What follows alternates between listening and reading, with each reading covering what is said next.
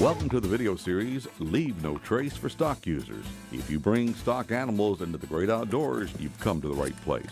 This series is brought to you by the USDA Forest Service in cooperation with the Leave No Trace Center for Outdoor Ethics and the Backcountry Horsemen of America. Bob Hoverson is one of your hosts for this series. Bob is a master instructor of packing and leave no trace camping and stock use skills.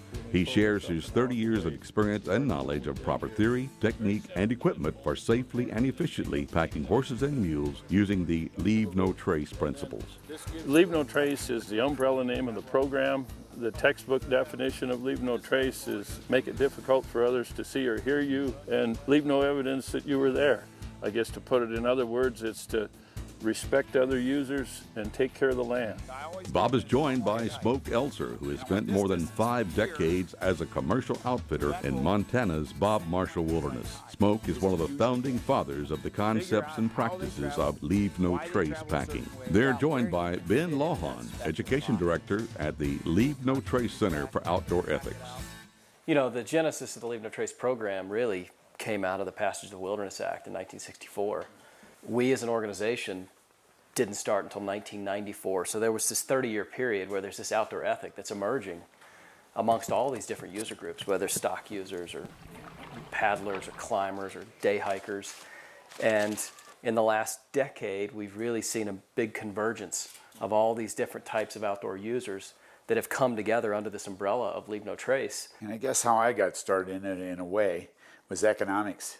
I found that to take care of the land meant that I was going to have a better economic future in outfitting as a commercial outfitter, and kept developing equipment of all kinds and making our horses do less damage to the resource so that I could use those same camps year in, year out, every year, and make it work. We really have here in the last several years. We've pulled these programs together where we are working together. It doesn't matter what user group we're dealing with. Right. We're all on the same page. Leave No Trace has 7 principles, and each one will be covered in a separate chapter in the series. The 7 principles are: plan ahead and prepare, travel and camp on durable surfaces, dispose of waste properly, leave what you find, minimize campfire impacts, respect wildlife, and be considerate of other visitors. The series will also include chapters on front country considerations, assembling a minimum impact camp, and equipment and technique for stock containment and grazing. What we're trying to do is actually change your mindset so that you're thinking about leave no trace every day in everything that you do. You're starting to think, geez, if I could do that a little differently, it would be better, and it would be better for the resource. It's a mindset that takes you all the way to your backyard. This isn't just a wilderness concept. That's right. That's right. It plays throughout your whole life, and it's front country, it's back country, it's wilderness, it's your own backyard. It applies everywhere. Leave No Trace is not rules and regulations. Right. It's a framework for making good decisions about how to leave less impact on the land. And once you have the building blocks of that framework, regardless of where you are, you have these skills and these techniques that can work virtually anywhere. Outdoor recreation has been steadily increasing since the 1960s. Today, nearly 200 million people visit national forests, and hundreds of millions more recreate in national and state parks every year. That's a lot of potential impact on the resource, particularly in the East, where the open spaces are surrounded by larger populations. A common question about Leave No Trace is, what exactly are the problems we're trying to address? Bob Hoverson outlines some of the main concerns. As we talk about what are those actual impacts, obviously trash and litter. We talk about barren core, just using a piece of land to the point where we've completely denuded it of vegetation. We try not to impact the existing vegetation. Campfires can be very unsightly and they attract garbage, but we can have an absolutely no impact campfire and still enjoy every aspect of a campfire experience that we want. Weeds, obviously we don't want to spread weeds, which we can do quite easily with our stock use, scattering weed seeds that might be in the hay that the animals have eaten before they even head into the backcountry. If we feed our stock clean hay a few days before we actually head into the backcountry, we've just taken one more step to lessen our impacts. Waste disposal, human waste, pet waste, or stock waste, we have techniques for reducing those impacts. Wildlife, there's the chipmunks, the squirrels, as well as, of course, the elk and the deer and the bears.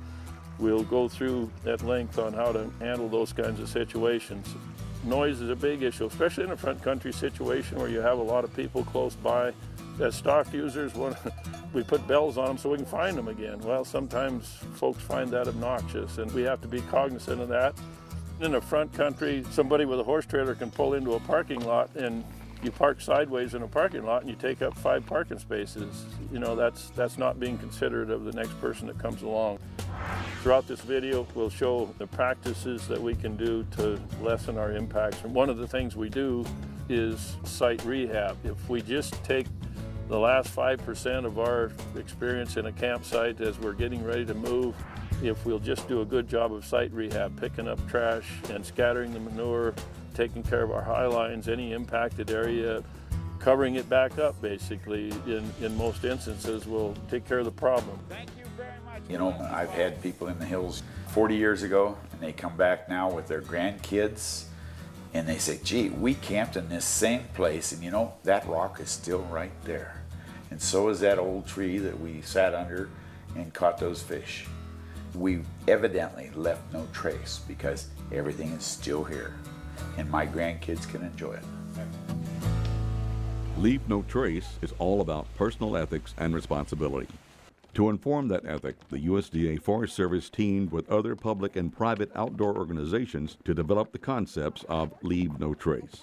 Today, the national program is managed by the nonprofit Leave No Trace Center for Outdoor Ethics. The center unites 5 federal land management agencies with manufacturers, outdoor retailers, and user groups, educators, and individuals who share a commitment to maintain and protect our wildlands.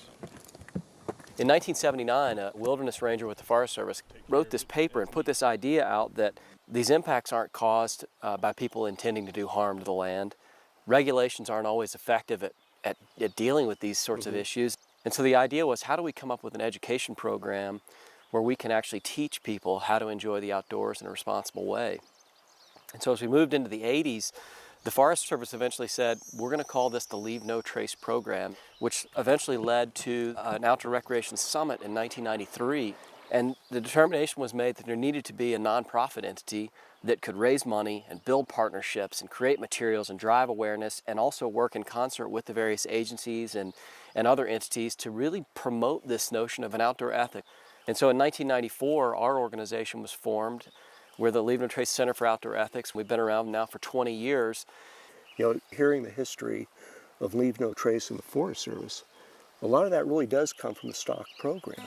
Looking at our horses and our mules, that's part of our heritage within the Forest Service. That's how we would supply firefighters out in the field. That's how we still supply trail crews in wilderness areas, supply the remote lookout towers. And how we do that now is very minimal impact. These skills, these principles we're putting forward are really the heritage of our country. You know, Leave No Trace is a program that's really built on both skills and ethics. And the skill piece is certainly something that we can teach in a relatively short time frame. Where the ethic comes in is really about that notion of this connection to the land. You know, I like to think of an ethic as it's what you do when nobody's watching. You know, it's the decisions that you make when you're the only decision maker there. You know, it goes back to our first chief, Gifford Pinchot, who talked about the greatest good. And Leave No Trace is very much part of our greatest good.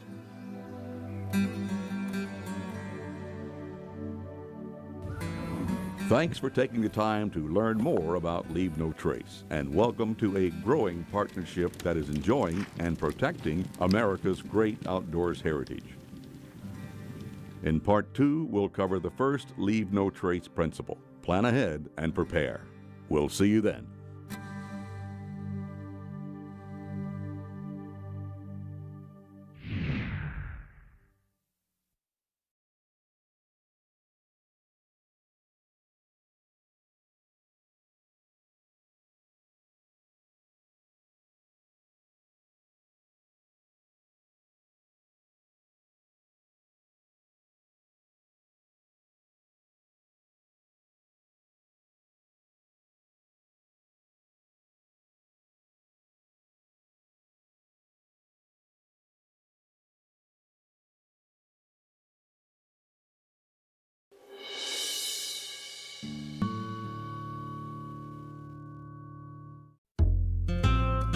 Welcome to Leave No Trace for Stock Users, the video series for folks who bring stock animals into the great outdoors. In part 1, we introduce the concept and history of Leave No Trace, including the 7 principles: plan ahead and prepare, travel and camp on durable surfaces, dispose of waste properly, leave what you find, minimize campfire impacts, respect wildlife, and be considerate of other visitors. In part 2, we'll begin to look at each of these principles in greater detail, beginning with the first principle: plan ahead and prepare. Your hosts for this series are Bob Hoverson, a stock user and packer with decades of experience with the U.S. Forest Service, and Smoke Elser, a commercial outfitter on the Bob Marshall Wilderness in Montana for more than 50 years. We're going to talk about plan ahead and prepare. It's probably the most important aspect of anything we talk about, because we can't start a trip until we've totally thought through everything that we're going to do in regard to the trip. The big thing is go and have fun. And you can't have fun unless you plan and prepare. The first thing to consider is the size of your party, keeping in mind that smaller is usually better for both humans and animals. The smaller the party size, the fewer number of stock we have, the lesser our impacts. Most areas we go into will actually have party size limits where you can't exceed.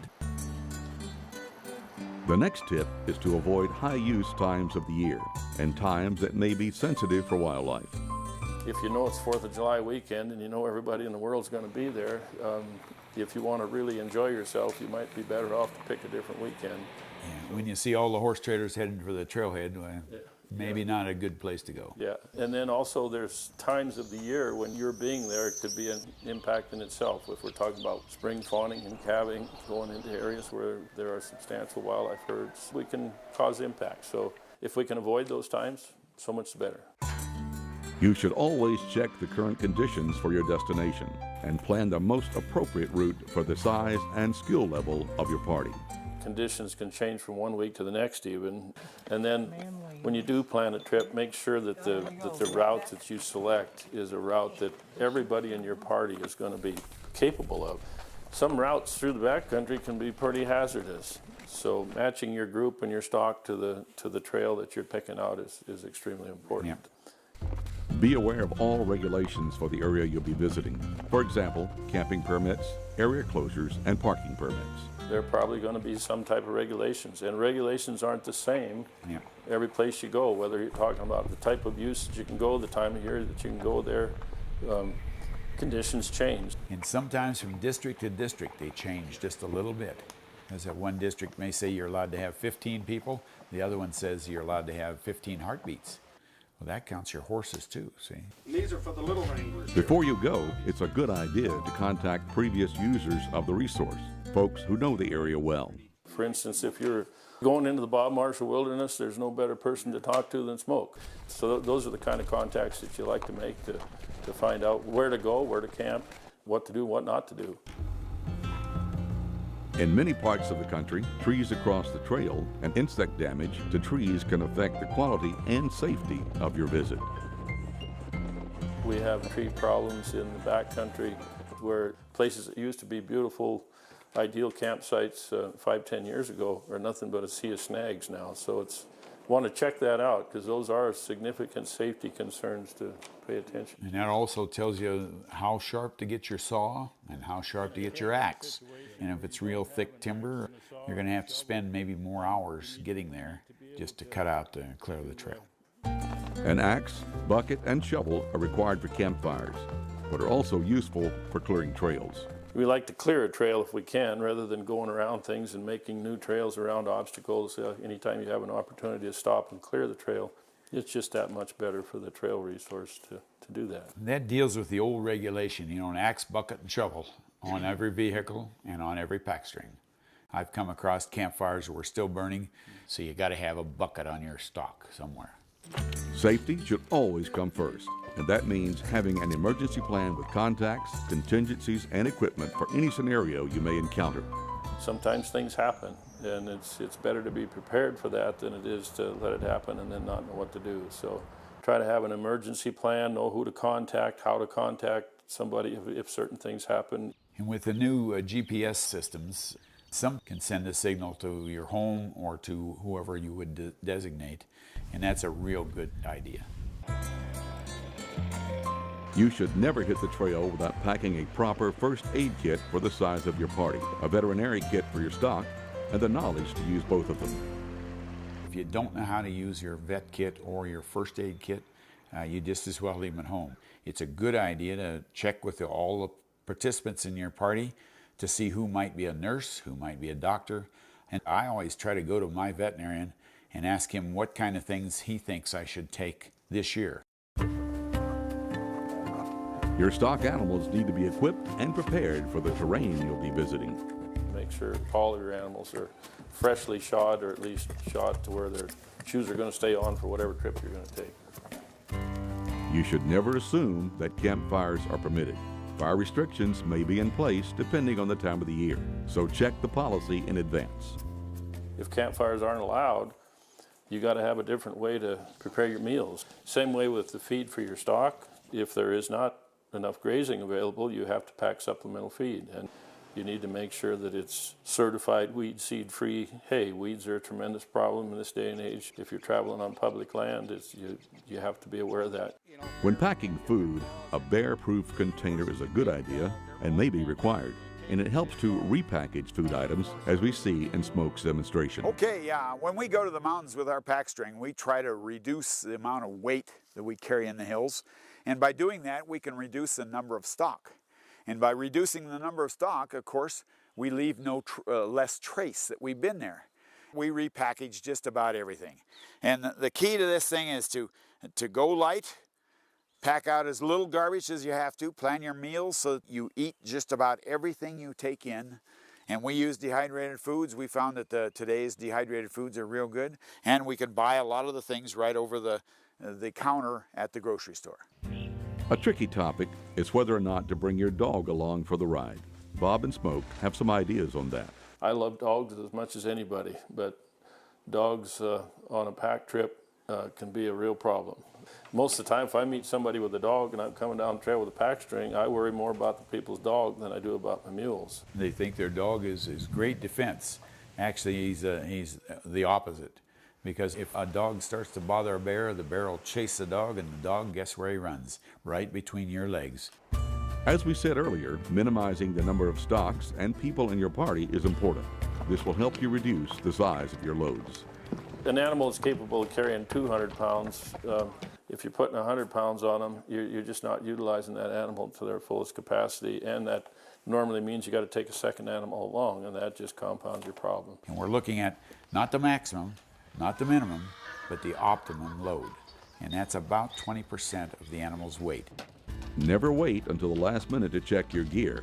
Make time to make sure your equipment is in good shape before your trip. Really pay attention to your gear, whether it's your pickets, your hobbles, your high lines, your pack saddles, your riding saddles, your ropes. Yeah, ropes.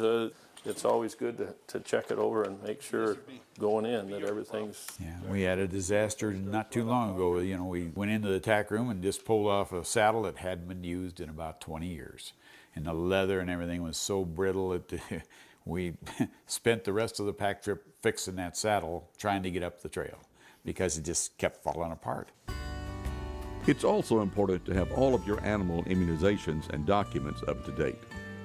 Normally, if you're traveling across any county lines or state lines, you have to have a health certificate from a veterinarian, which will usually require a Coggins test. You have to have a current brand inspections. And these are big deals because you will get fined for that sort of thing. So, and it's just the right thing to do. Lastly, don't take shortcuts when you're planning and preparing. Do the research at every step.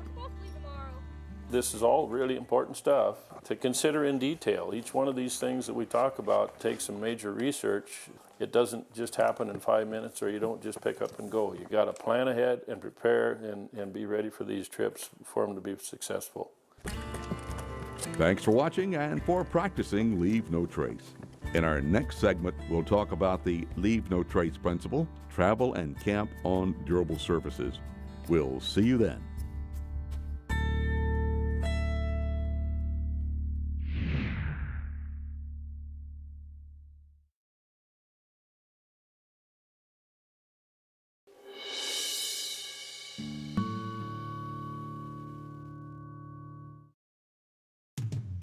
Welcome to Leave No Trace for Stock Users, the video series for folks who bring stock animals into the great outdoors. This series follows the 7 principles of Leave No Trace. Plan ahead and prepare. Travel and camp on durable surfaces. Dispose of waste properly.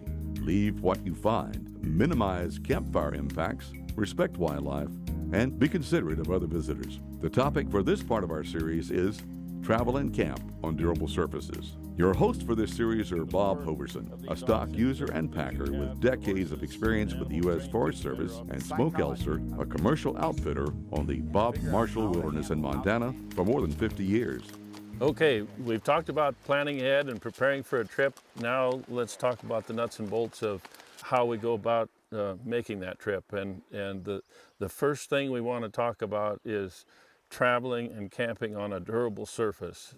Surfaces that are resistant to impact, or if they do cause a disturbance, it's a disturbance that's easy to rehab. You know, this is probably one of the most important parts of using your judgment to protect the resource so that we have it for future generations and for other campers that are coming in the future. So what we're looking at, things like rocky outcrops. This site that we're on here right now would be an example of a very good site. We have a lot of rock showing on the ground. We're on a very dry surface. The grasses are very conducive to camping on them and resilient to pop back after we leave from here. So it's the type of surface that we would look for. Besides rocky outcrops, other good choices to look for include sandy soils, though not too near a stream or riverbank. Sandy soils are resilient and easy to rehab. The same is true for gravelly areas. Some of the areas where you have bigger rivers, the river channels have changed through time, and you'll have places where an old river channel was, and you have a very rocky, gravelly type of soil, and you can camp on that type of a soil. Yeah, real easy. And even though your stock might dig things up and cause disturbance, it's very easy to fill that back in and rehab it. Yeah, and then quite often, fairly close to a river like that, you're going to have meadows or places. If you're going to free graze your animals, you have a place just back of your camp that's going to be readily available to use. Sites to avoid when selecting a camp include wetlands and riparian areas. It's important to leave some distance between your campsite and a river, stream, or other water source. We try to locate our camps a minimum of 200 feet from water sources, from rivers and streams. The intent is to get as far away from the water as you can reasonably get and not have an impact on the water source. So we try to stay 200 feet from the water, and it's a good idea to be 200 feet from the trail if that's possible also. Staying out of that riparian zone where wildlife travel and where you cause more impacts, mainly because it's a wetter site as a rule. The season and current weather conditions will influence the types of durable surfaces you will find. A durable surface today may not have been a durable surface a month and a half ago. You know, in the spring, a lot of these surfaces aren't very durable because they're wet and muddy. And so it's important to try to travel when your campsites and the places where you are going to go, the ground is just a whole lot more durable, just due to the time of the year and the fact that it's dried out. This is a judgment call on you.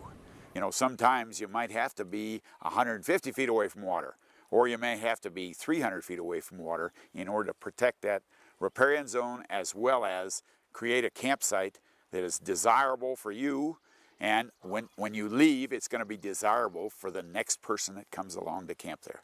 Be aware that all habitats are not suitable for travel or camping. Some surfaces in dry or desert areas should never be used for camping, so you should do your research on the area before you visit. High mountain passes also pose challenges for campsite selection. The high mountain passes are really kind of critical also, because there's a lot of mosses and so forth that live up there, and when your horse makes a track across that track generally stays there for years. So it's easy to damage those high alpine areas. We got to remember that trampling causes vegetation damage and soil erosion on virtually every environment, no matter where we are. Because our animals are big and heavy-footed, they can cause damage to the vegetation and to the soil, and really that's what we're talking about when we talk about durable surfaces. We want to not cause soil erosion and leave the vegetation as it was. In the more popular or heavily used areas, you should concentrate your impact on existing trails and campsites. If a site already exists, there's no point in going right next to that site and creating a new site. If a site is already there, I guess you could say the impacts are already there. There's no point in moving on and creating another one. So in the more popular areas, you concentrate your use and use the established campsites. The opposite is true for the remote, more pristine areas. In those spots, it's better to spread out your impacts. When you get into those higher, more pristine areas, generally those sites are more fragile. We try to spread our use and we select the most durable site we can find, but good campsites are found, not made.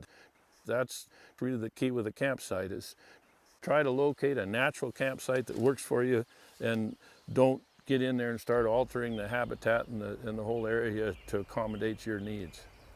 And you know, those pristine areas in particular, they're to look at. They're not necessarily to travel on and to camp on. That's what we go to the mountains to do, is to look at those very beautiful sites that just knock your eyes out when you look at them. Another way to avoid concentrating your impacts in sensitive remote areas is to not ride your horses in single file, which is more likely to cause wear in an area that may take years to recover. But the rule is reversed when you travel on well-established trails in high-use areas. When you're traveling on the trail, try to ride single file. Stay on the trail so that everybody's on the trail in one spot and you're not going willy-nilly and causing new trails through that country. Yeah, and you know, a lot of people, they like to talk to each other when they're riding down the trail. Golly, side by side, this doesn't work. You know, trails are not built for that. In many places, and on all national forest land, you are not permitted to loose herd or let your animals run free on the trail. Bob and Smoke say that stock will occasionally break from the pack, which can have negative impacts. The problem with that is they have a tendency to stop and graze along the way, and then when they realize they've been left behind, they run up the trail, they run up the banks, and they just cause damage to the sides of the trails. So that's why we talked about, not loose herding, keep your animals pigtailed together and strung out, and you just cause less damage. That's the whole idea. That's right. And those horses, when they're loose like that, they always pick the easiest way. And sometimes the easiest way is not where the trail went. When traveling on a trail, the best way to leave no trace is to stay on the trail. Don't take shortcuts. Don't cut the switchbacks. Avoid creating social trails. In a camp setting, the trails from your tent sites to your kitchen, from your kitchen to your toilet facilities, your kitchen to where your stock is, it's real easy to create social trails to each one of those things, and we try not to do that so you don't make obvious trails that go to the same place all the time. So it's just something to pay attention to in a camp setting. And again, the more durable the site, the less of a problem that is. The more fragile the site, the more important it is that you don't create those social trails. Traveling and camping on durable surfaces is all about making smart choices to reduce your impacts. We leave the greatest trace on the land by inappropriate choices of where we camp and travel. If we don't make the right choice about the land, then our impacts are much, much greater. So for the particular area that you're traveling in, learn to recognize what is a durable surface in your area and what is a more fragile surface in your area, and pick those durable surfaces to camp on and to travel on. And your impacts will be far, far less. And again, we can't give you a rule book to follow on durable surfaces. What we can do is hopefully create thoughts in your mind of how you can protect the natural resources and use good, durable surfaces, especially with them big 1,000-pound animals you're riding. Thanks for watching and for practicing Leave No Trace. In our next segment, we'll cover the Leave No Trace principle, dispose of waste properly. We'll see you then.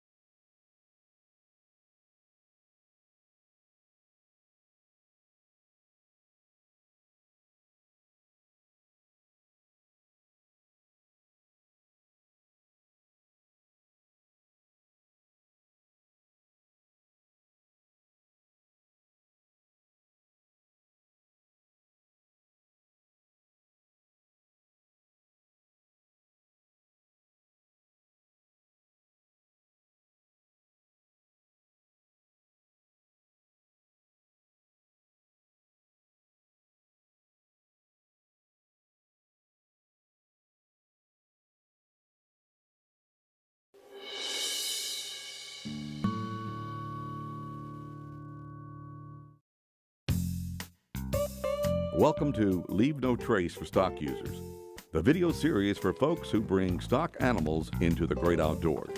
This series follows the 7 principles of Leave No Trace.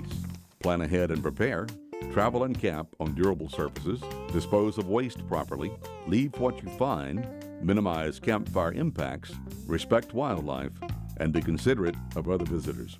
The topic for this part of our series is dispose of waste properly. Here's Ben Lawhon. When we talk about the spectrum of options for disposing of human waste, we have to think about what do we do when there are no toilets, no privies, no outhouses. And the standard is what we call the cat hole. And a cat hole is nothing more than a 6 to 8 inch deep hole that's dug 200 feet from water sources, campsites, and trails.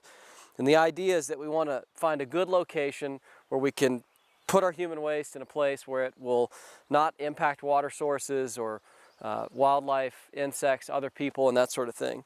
So essentially, we find a location. We want to take out that top plug of soil and remove that soil and set it aside. And we're going to use that soil. And then we start to dig down, making that hole 6 to 8 inches deep, to make a pile of soil right next to the cat hole, because that's ultimately how you'll fill this thing back in. So once you get the hole dug, make your deposit in the hole. There are a variety of different toilet papers out there on the market. What we want is to have good rapid breakdown of this stuff in the soil. 2 options here. One is it can either be buried deeply in the hole using a stick. The other option is you can dedicate a Ziploc bag to pack out your toilet paper, but it is acceptable to bury it in the hole. It's not a bad idea to add some of the soil back in. Take a stick and maybe stir that in. And then, of course, you want to leave that stick in the hole because it's contaminated as well. So leave the stick in the hole. The hole gets covered up back with the original soil that you had in. Take that plug that you took out initially and put that back on top of the hole. And then you want to naturalize the site so that it looks as if you were never there, and that waste is contained. You're protecting water sources, you're minimizing the chances for the spread of disease, and you're minimizing those social issues where someone else may come upon this cat hole. The last key thing about cat holes is sanitation. Use a soap or use one of the alcohol-based hand sanitizers. One other key consideration when we talk about proper disposal of human waste is the disposal of urine. And urine tends to be relatively harmless in the environment unless it's concentrated in significant amounts. And so the recommendation for urine is the same as solid human waste. To the extent that you can get 200 feet from water, camp, and trails, find barren ground or rock to urinate on. Follow the same guidelines as you would for solid human waste, and you'll make the right decisions. The issue of disposing of feminine hygiene products. We never recommend burying those items. We generally don't recommend burning those items, just as we don't recommend burning trash. The key recommendation or the key guideline there is to pack those items out. The use of cat holes for waste disposal is essential when you're on the trail or in backcountry. When you reach camp, you may have other options, as Bob Hoverson explains. When we're in camp, generally as stock users on a pack trip, we're always packing a shovel. So we have the same opportunity with a shovel and a roll of toilet paper that a trowel does. So that's probably the simplest method. We just go out and dig the hole, same thing, do it just like we did with the cat hole and a hand trowel. Now, another option is to do what we call a slip trench, and just a homemade box toilet that gives us a little more comfort, but it allows us to dig that same 6 to 8 inch hole and have a box toilet to set on. After each use, you can put a little dirt in there. You just move the box toilet down and move the toilet right along the slip trench. The toilet paper, using an RV style toilet paper is definitely a desired method. If it's allowed, we oftentimes use a waste digester. It just promotes the breakdown quicker. Another option that I like, this is just called basically a luggable loo. All it is a bucket with a lid on it with a toilet seat. Put a plastic sack in there to keep the inside of your toilet clean.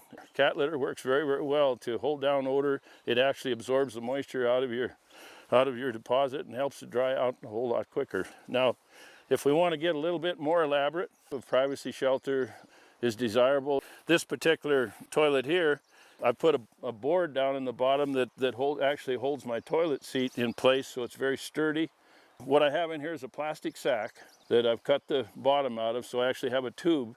When we get all done, it's a very simple process. I fold the plastic over I can remove my packable box toilet, just lays down flat. My sack is still in the hole, and I'll actually push that down in the hole, remove my board. I'll come in here with another plastic sack, and when you're dealing with waste, put your gloves on, and that sack gets packed out as garbage. Another method is, instead of digging a hole, I just put a bucket inside that box toilet, put a little water in it, and when it comes time to flush, we can go to any suitable location out there, dig the hole, and dispose of the waste. We've saved the plug to go back in the toilet hole.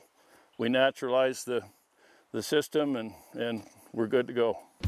Whether using a cat hole or some other method, remember that whatever waste or bags you pack out must be disposed of properly. They should not be thrown in latrines or pit toilets. Some locations may require that you pack out your human waste. There are options to do that which are safe and sanitary. Always check the regulations before you travel. When it's time to break down your campsite, it's time to deal with trash and micro-trash, according to Smoke Elser. There's always leftover food, and that's one of the biggest problems to get rid of. And there's dishwater to get rid of, there's hand washing water to get rid of, and there's generally a lot of little stuff that lays around camp all the time. Little micro trash like this stuff laying here, and I always put it in a plastic bag, but I also use one of my stuff sacks to put it in, because then I don't punch holes in the bag.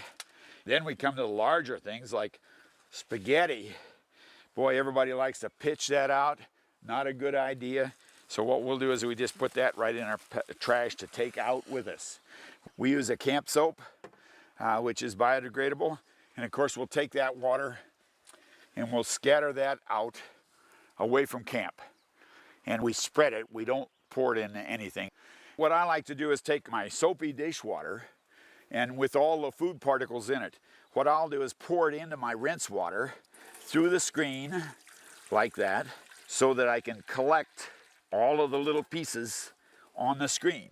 I want to make sure I'm taking dishwater, hand washing water, and all the wastewater well away from camp and always away from the streams and trails, at least 200 feet. Here's one of the big things: banana peelings and orange peelings. Those are the things that you need to pack out. Believe it or not, an orange peeling will last about a year. A banana peeling will last almost a half a year. The next piece of the waste disposal puzzle deals with stock waste. Here's Bob Hoverson. There's several different places where we deal with stock waste, and a couple of different methods that we use. The first place we're going to deal with stock waste is when we arrive at a trailhead. When you're hauling stock, you end up with quite a buildup of manure in your trailer. We like to keep that cleaned out, but the thing you don't want to do is shovel your trailer at the trailhead. So the best thing you can do, you pick it up and you throw it right back in your trailer, or carry a can with you so that manure can just be deposited in the can. Carry a manure fork in your trailer. It's the simplest way to take care of manure. It's very easy to pick that up. Anytime it's concentrated to any great extent, pick it up, clean it up, scatter it. Just breaking it up and scattering it allows for decomposition much quicker, and it doesn't allow it to pile it up to where it becomes a problem that can't be remedied. Bob also has some guidelines if you travel with your pets on a stock trip. Our normal recommendations when we're traveling with stock is that we don't take dogs and pets along, but we know people do, and there's nothing wrong with that. But we got to keep in mind that pets distribute waste out there too, and it's something that we really do need to take care of. So a very simple, easy way to do that is to, if you have pets, you should always have access to some type of plastic sack. You can turn that sack inside out, reach down, grab the dog deposit, turn it back around it, seal it up, and that deposit just goes right out in our garbage, just like everything else. If you don't have access to a bag, we treat it just like a cat hole method. We just dig a little hole, put it in the cat hole, and cover it up, and it's the best way to take care of it. The main thing is we take care of it. Thanks for watching and for practicing Leave No Trace. In our next segment, we'll talk about the Leave No Trace principle, leave what you find. We'll see you then.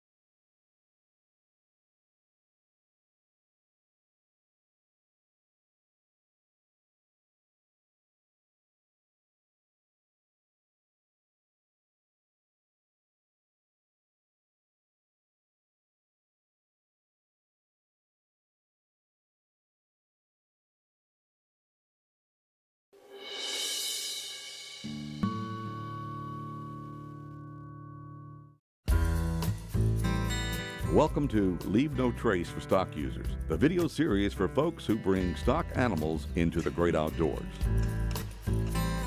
This series follows the 7 principles of Leave No Trace. Plan ahead and prepare, travel and camp on durable surfaces, dispose of waste properly, leave what you find, minimize campfire impacts, respect wildlife, and be considerate of other visitors. The topic for this part of our series is Leave What You Find. To tell us more about that, here's Smoke Elser and Bob Hoverson. Leave What You Find encompasses gathering objects that maybe shouldn't be gathered when you're on a backcountry trip. It involves structures of different kinds, building structures, and we also talk about noxious weeds and plants that we don't want growing and we don't want to introduce to the backcountry. So in terms of the gathering, the reason we don't want to pick up everything that we see out there, it allows other people to discover the same things that you're discovering as you're traveling through. And if you remove that stuff, if you pick the flowers, if you've gathered up things like arrowheads, a real prime example is antler hunting. Hunting antlers, sheds, is a recreational activity for a lot of people. It's income for some people. But when you start looking at it from an environmental standpoint, there are critters out there that rely on those horns. It's part of the food chain. And so it's just better to leave objects for others to enjoy. That's the whole intent of the gathering part of Leave What You Find.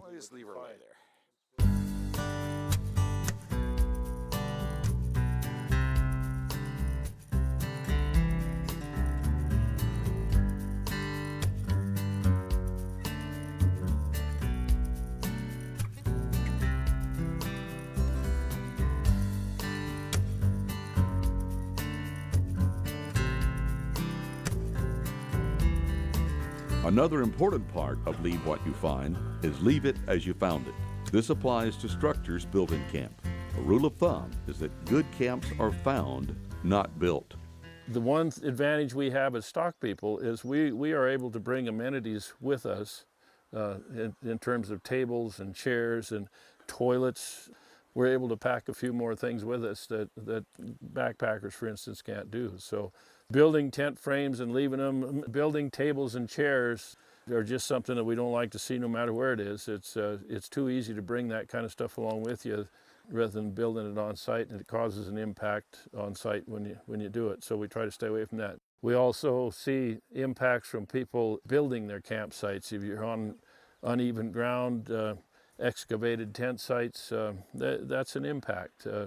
Doesn't have to be. If you select appropriate campsite that's on decent ground, you don't need to excavate the site. Meat poles, if you're in a hunting situation and you're lucky enough to kill something, yeah, you need to have a meat pole. But the deal with all of this is take it down when you're done. Obviously toilets, you got to have a toilet, but take it down when you're done.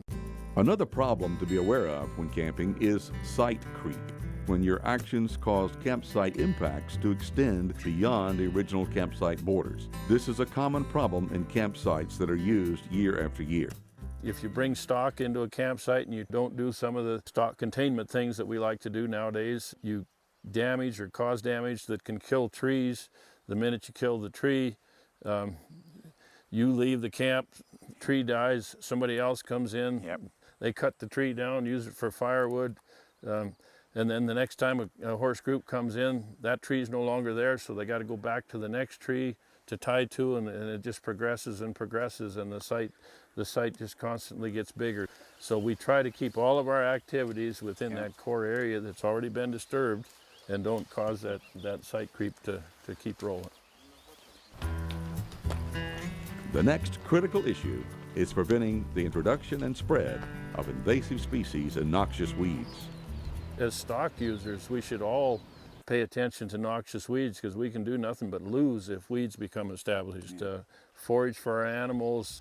Some weeds are actually very difficult to camp in. Weed species like yellow star thistle. You get yellow star thistle established, and you can't even camp there because it's nothing but a prickly pear patch. So the key with weeds is, one, learn to identify the species that are prevalent in your area. And every area, every state is not the same in terms of of the particular weeds you need to pay attention to in that area. So be familiar with the weeds that you're dealing with in your part of the country, and then do everything you can do to not introduce those particular weeds. Yeah, you can go to your agricultural extension agent and you can get lists of all the weeds that are in that area and learn to identify them. And if we come into a campsite where the previous campers haven't been quite as prepared as we were, and gee, the campsite is all covered with all kinds of weeds. So I'll try to find another site, maybe where I can prevent any weed damage, because I know my horses have been curried out, all my pads are clean, our tents have all been shaken out, we don't have weed seeds with us. So when we leave that next site, we aren't going to leave any weeds there. So I try to stay out of those campsites, and I try not to travel right through a weed patch. And whenever I go into the backcountry and I locate a couple of places with weeds, the campsites are covered with weeds or have a lot of weeds in them, boy, I report that right away to the agency that's responsible for that, so that they might be able to go in there and do something about that. Learning to identify problem plants and weeds is crucial. You should learn the specific ways to prevent the spread of weed seeds in areas you visit and the times of year you recreate in those areas. It is far easier to prevent weeds from becoming established than it is to eradicate weeds once they have become established.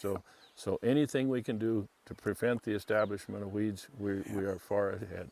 Yep. As stock users, definitely cleaning our stock, brushing our animals out, making sure that we're not bringing weed seeds from home, feeding them appropriately at home with clean hay, so that when we go into the back country, they don't put manure out there that's going to actually spread weed seeds and cause weeds to grow. And then several of the states nowadays have gone to a requirement of weed seed free hay. It has to be certified weed seed free. It protects us, it protects the privilege of what we're trying to enjoy out there. And quite frankly, it doesn't cost that much when you really look at how much hay you actually will pack into the back country on a pack trip, and the difference in cost between regular hay and certified hay. It's just not that different, and it's well worth the expense. And it just shows that we care about what we're doing, and as stock users, we should just automatically do that and want to do that. That's right. And you know, they have packer pellets, and they have weed seed free grain pellets. They have grain that's usually certified seed grain that they use to plant in the fields, and that's all weed seed free, and that's good grain also. And you know, your truck and trailers, you may need to make sure there's no weeds hanging up under them. Watch where you drive. Don't drive out across a weedy patch, because that's going to pick up all the weeds in the trailer and the truck. What we should do is try to spray our fenders out, give your truck or your rig a good wash down, and keep aware of where the weed seeds might hang up for you. Leave No Trace is essentially a framework of principles based on an outdoor ethic, with good and bad extremes on either end of the spectrum. You can go all the way from being a slob on one end of the line to being absolutely pure and pristine on the other end, and every one of us is somewhere in between those two things. Hopefully not very many of us are slobs, and we hope that through all of the Leave No Trace activities, you're moving more and more toward the pristine end. The biggest thing about the whole Leave No Trace program is use the matter you have between your two ears. Think, because we don't have all the answers. Nobody has all the answers. And you may be able to develop an answer for yourself that allows you to think about how you're going to camp, where you're going to camp, and how you're going to travel, that will really protect the resource for not only the future generation, but future generations. Thanks for watching and for practicing Leave No Trace. The next segment in our series covers the Leave No Trace principle, minimize campfire impacts. Bob and Smoke will share some of the newest techniques for creating no-impact campfires while still enjoying the traditional campfire experience. We'll see you then.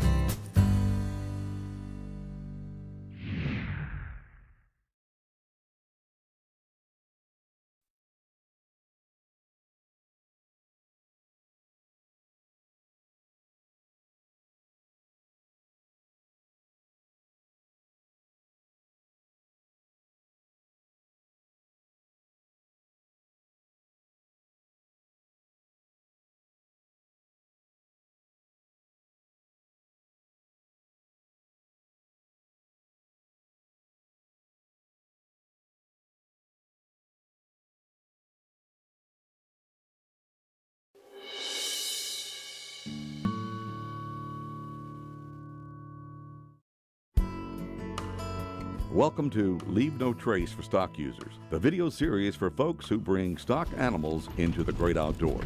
This series follows the 7 principles of Leave No Trace.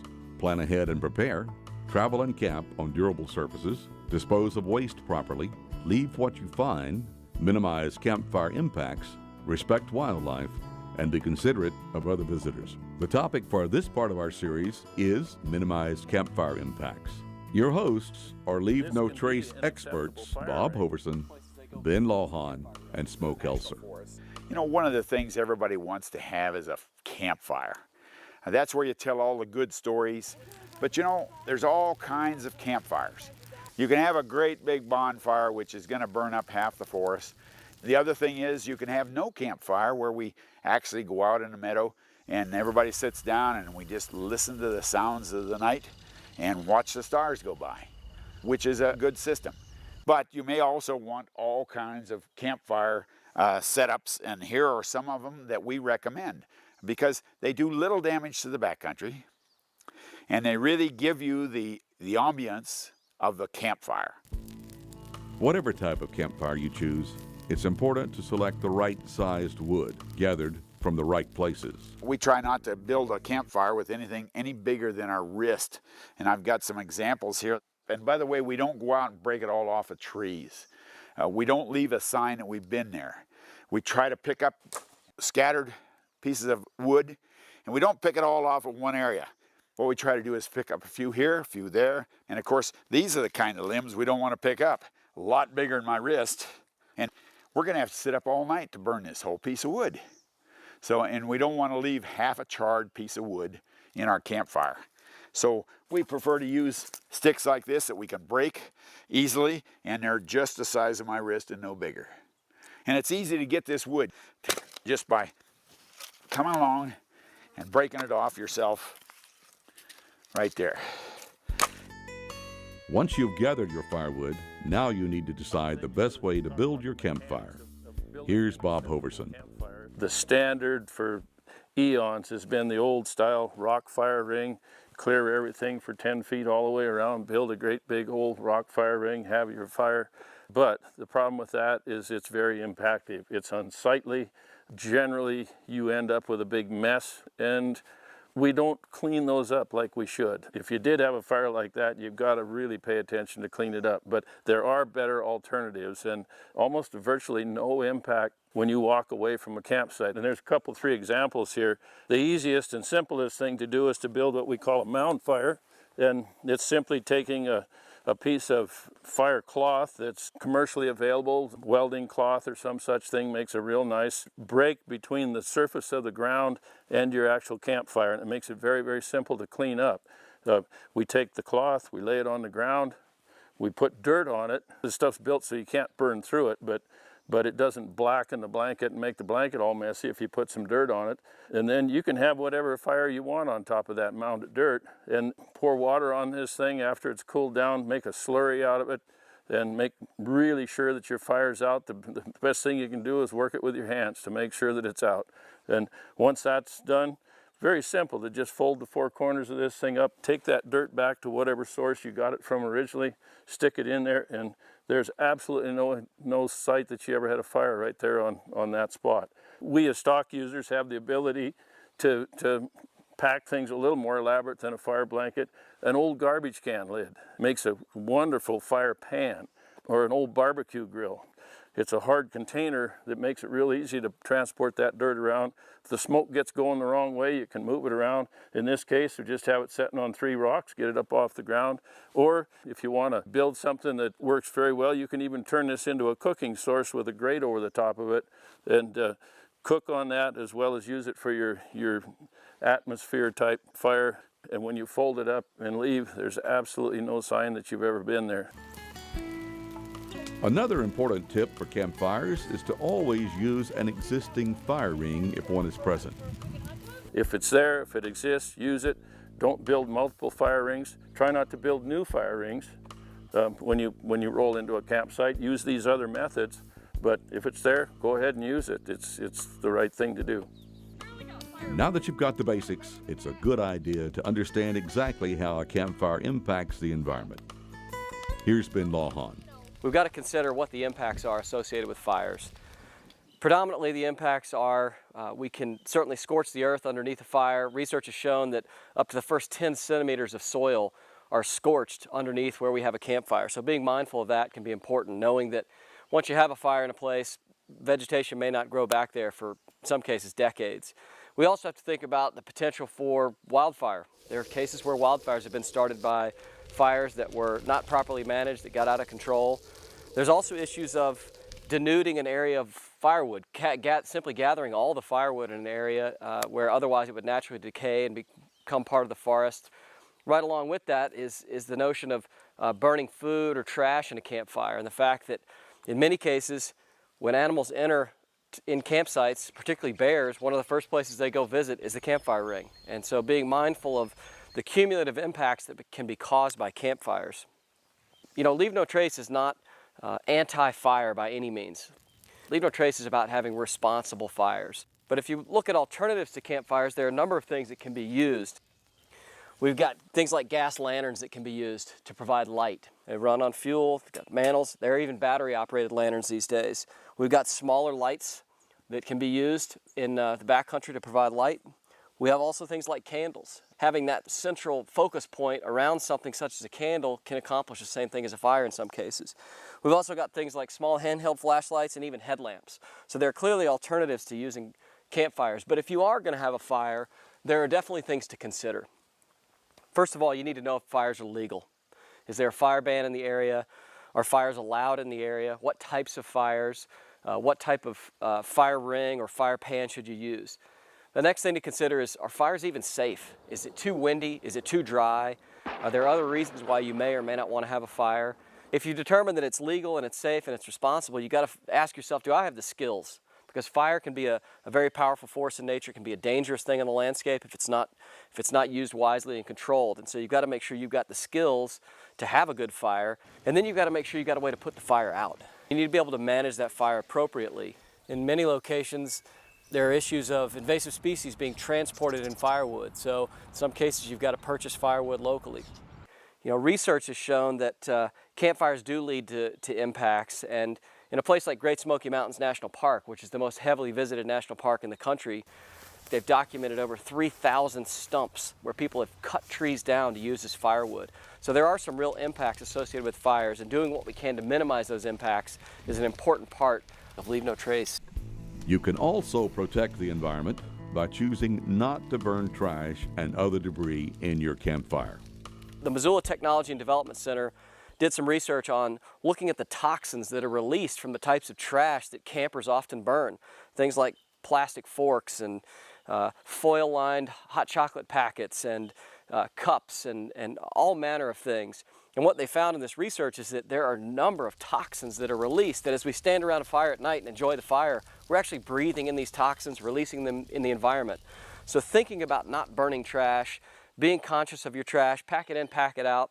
You know, the same principles apply when dealing with campfires as they do with anything in the outdoors as far as trash is concerned. Now here's Bob Hoverson with some final thoughts on campfires. The real important considerations in any mound fire construction: where do you get the soil from? What do you do with it when you're done?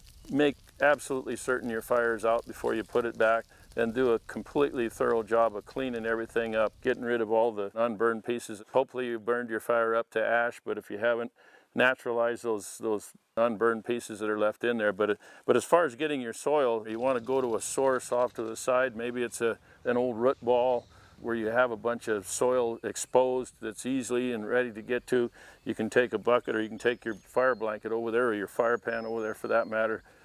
Put the soil in it, do your fire thing, then you make sure the fire is completely out with water and mixing, and then once you've done that, the right thing to do is to take that soil and put it right back where you got it from in the first place.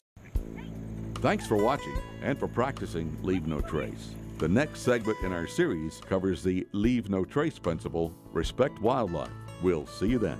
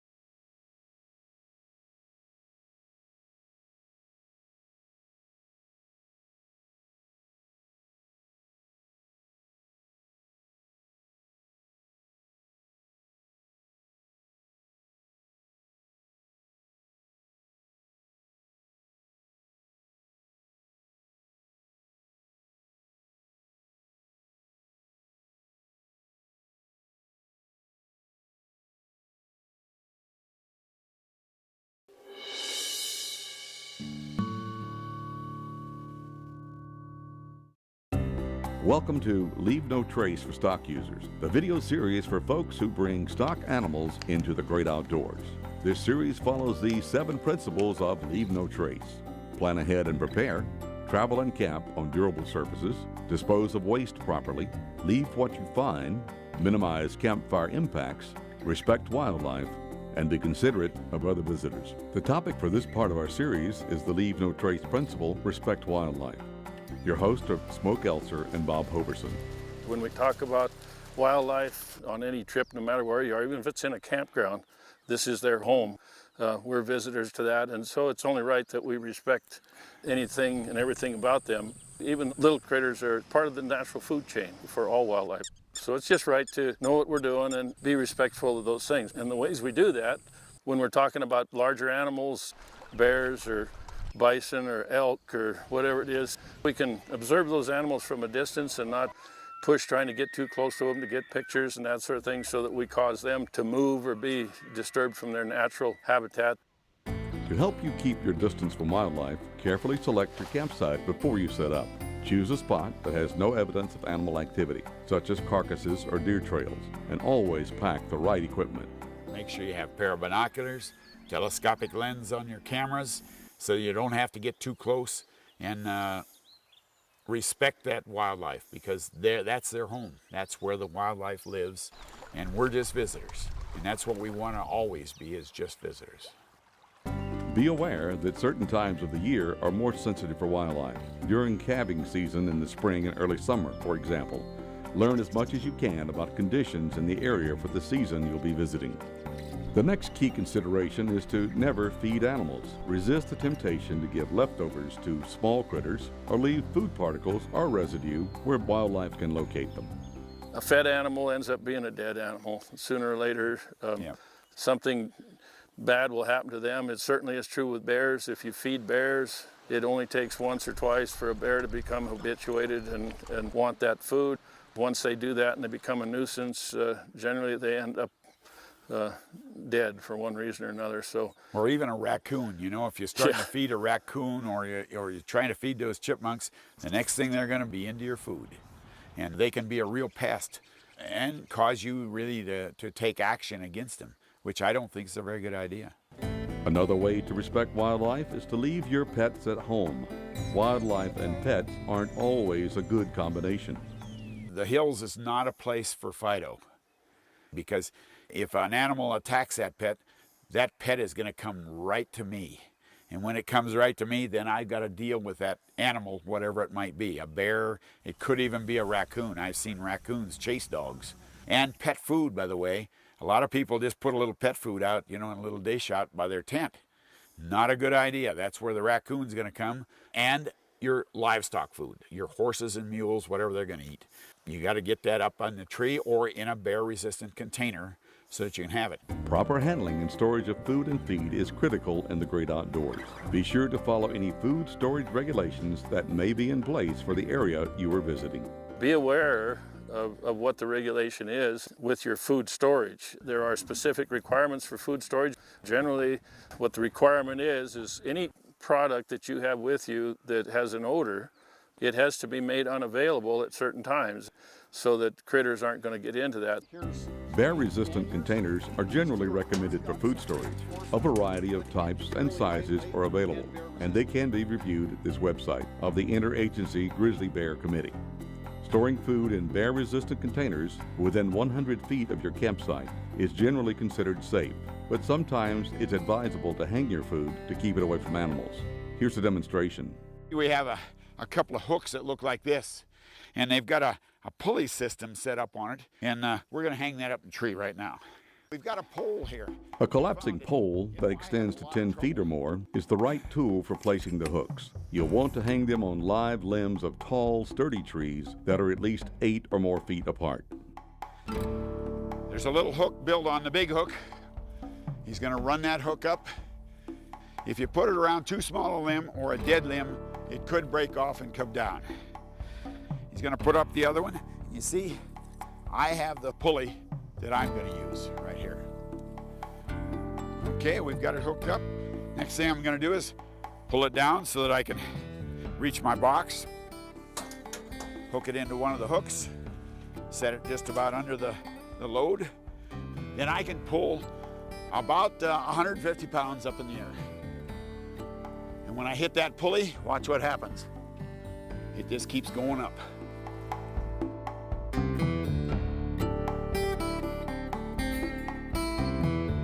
And then of course we have to tie this off to a tree. And then when I'm ready to get it down, so all you have to do is grab a hold of the rope and retrieve it. For smaller, lighter loads, a similar system can be used with smaller hooks, as shown here. Our next demonstration is about game poles with wildlife expert Jamie Junkel. So instead of climbing up a tree with one pole under your arm and risking death and trying to tie or nail a post or a pole across two trees, what you need to do is go out and search for 3 good stout standing dead logs.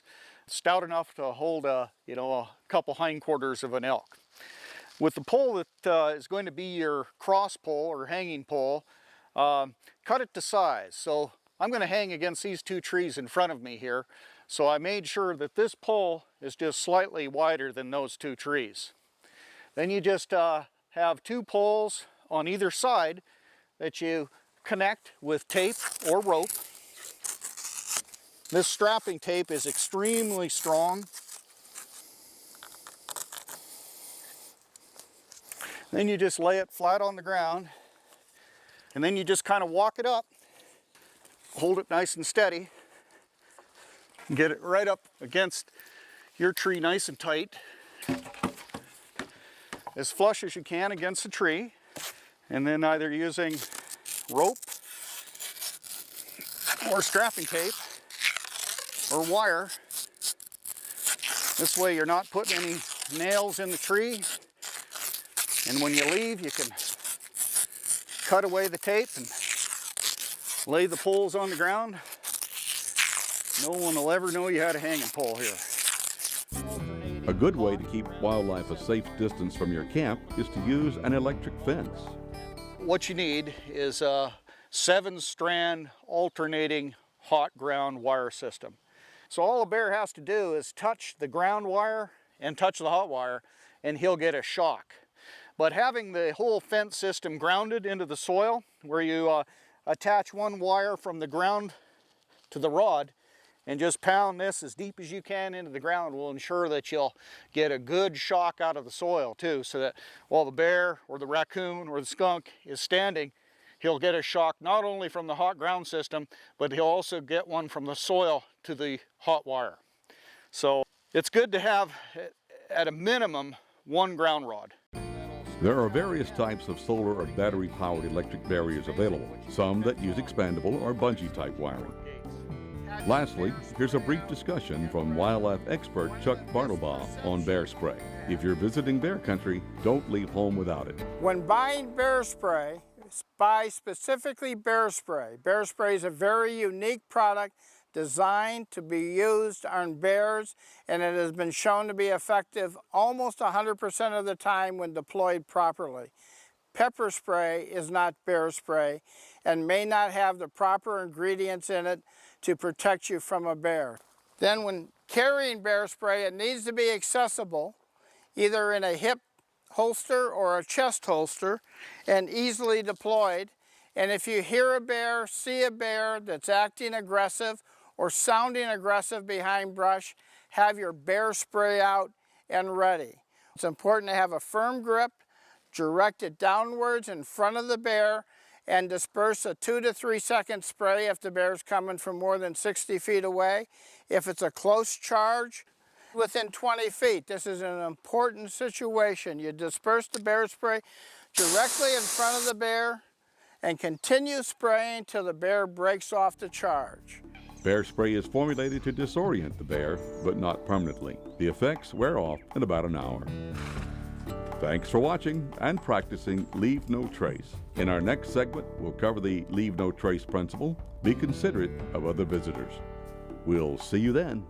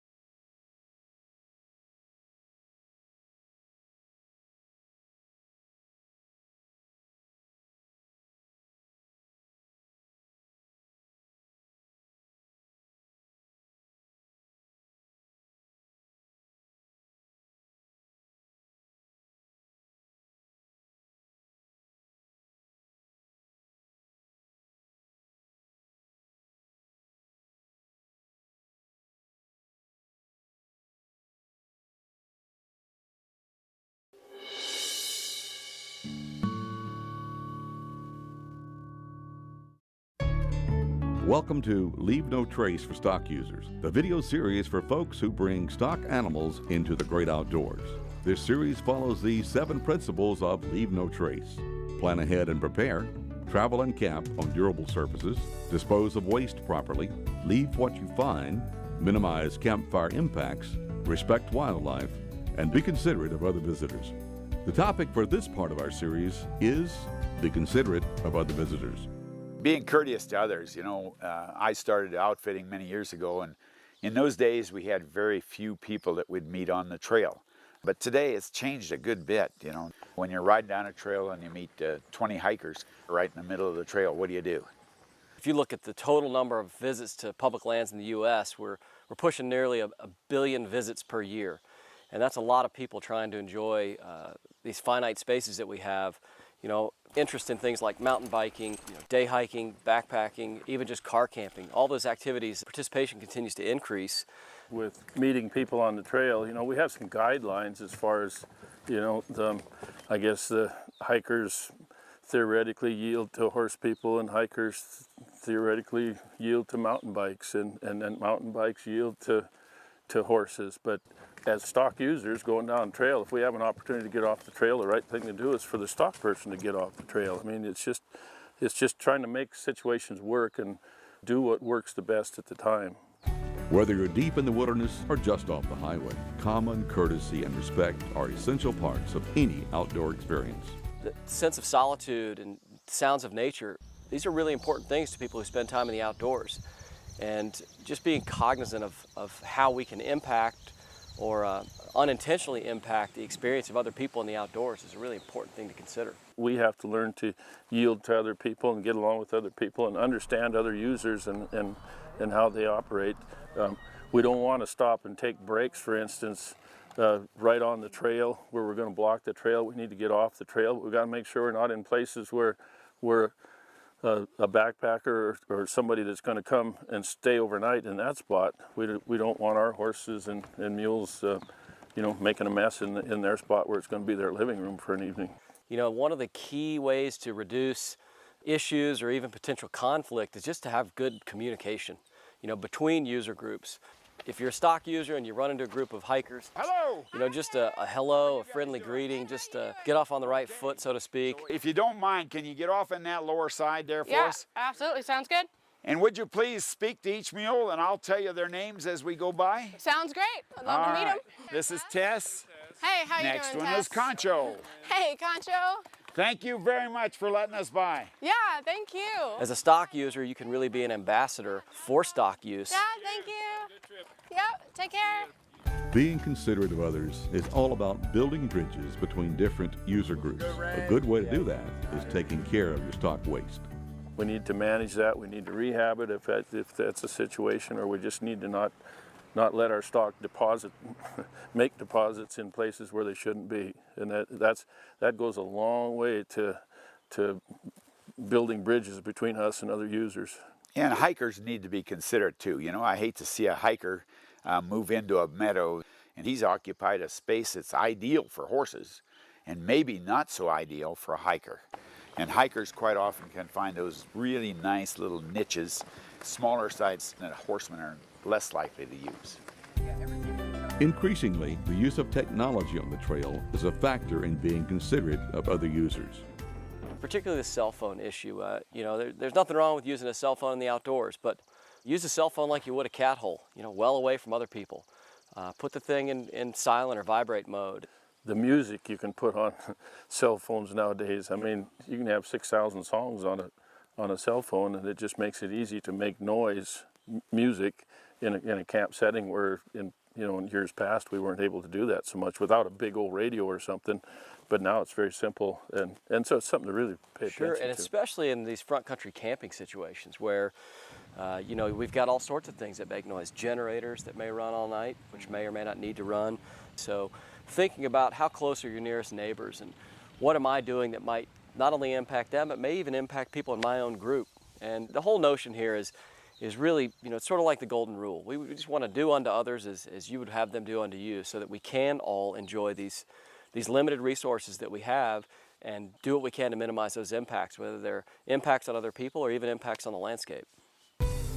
As we've discussed in other segments, bringing dogs along on a pack trip is generally not a good idea. Dogs and horses and mules quite often don't really relate. And for that problem, it's a good idea to leave the dog at home. He'll be a lot more comfortable and safer, and so will we.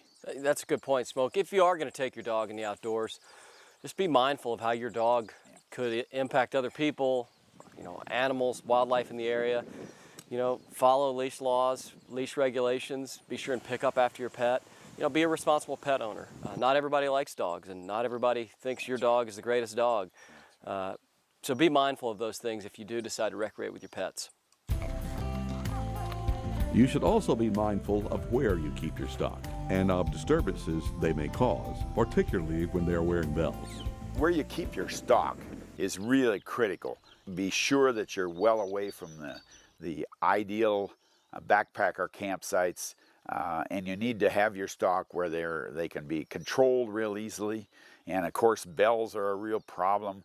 However, we like to use bells, but I always go around if I have other campers within the area and talk to them about the bells and ask them if the bells are going to bother them. If they are, what we try to do is eliminate those bells for that night. But containing them somewhere which is well out of the way, well away from water course and trails, at least 200 feet. And always rehab your campsite before you leave, scattering stock manure and removing any evidence that you were there. Doing that last 5% before we leave camp and scatter things and maybe even go so far as to picking up pine needles and sticks and things and covering things up. It just goes a long way to lessening the visual impact of the fact that we've been there. Scattering the manure, that's why we have pointy-toed boots. That's so that we can scatter that manure out. And when you scatter that makes it decompose a lot faster, and it doesn't draw as many flies and insects to the area. Being considered is a two-way street. It's important for stock users and others who enjoy outdoor recreation to each do their part. When you look at participation rates in different activities, here in the U.S., there's about 8 million stock users in the U.S., but there's about 16 million backpackers and over 30 million people who camp in some capacity every year. The fact that we're all, again, using the same places, that respect has to go both ways, from stock users to other users and other users back to stock. And a lot of that goes back to the communication piece we're talking about. But this mutual respect idea falls right in line with the principle, be considerate of other visitors. Consideration always starts with communication. Talking with other users on the trail can prevent problems before they occur. We ask people to pay a little attention. These are big animals. They're animals of prey. And please let us discuss before we pass you on the trail or before we camp in a campsite. Let's get together and talk about the dangers of these big animals being around you. Quite often I'll take a horse and just lead him over to the campgrounds to where the hikers are camped and lead him around and let them all pet him. It breaks the ice and it lets them understand and respect the use of horses, and gives us a chance to understand and respect the use of the backpacker. Also, we need to understand that every animal's not built the same. They all have different personalities, just like people do, and so they all react differently to different stimulus. And it just makes sense if we're in a situation where somebody that's not familiar with stock is gonna get close to our stock, we need to educate those people about our animals and what the potentials are from a safety standpoint before somebody gets in trouble and gets hurt. It all comes back to the simple concept we heard earlier, something called the golden rule. Do unto others as you would have them do unto you, and that will always work in every situation. Try to make things work so that everybody has a good time and walks away safely. That's the best we can hope for. Yeah. Thanks for watching and for practicing Leave No Trace. The next segment in our series is about front country considerations. We'll see you then.